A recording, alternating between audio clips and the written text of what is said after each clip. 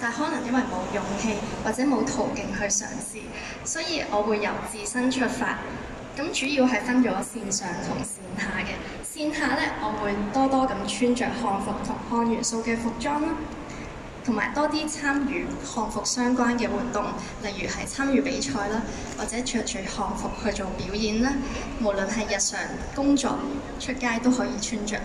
線上嘅話咧，我就會利用社交媒體係多多咁分享自己穿漢服嘅照片啦，同埋關於做古人嘅生活，咁可能會增加對漢服嘅興趣。我認為咧，推廣漢服呢啲方法咧，希望越嚟越多人咧會喜歡漢服。咁大家接受嘅程度大咗咧，就會更加對漢服嚟講係事半功倍嗱。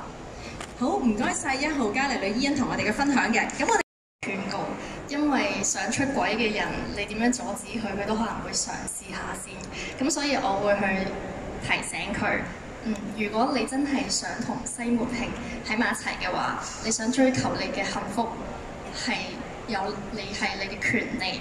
不過咧，你就唔好傷害人命，係啦，就唔好去嘗試毒殺武大郎，因為武松會同你報仇。好多謝呂小姐，正想我想問多落去，點知你幫你自己圓埋成句説話，非常之好啊！多謝你，呂小姐。唔該晒1號嘉麗女伊恩㗎，答得非常之好啊！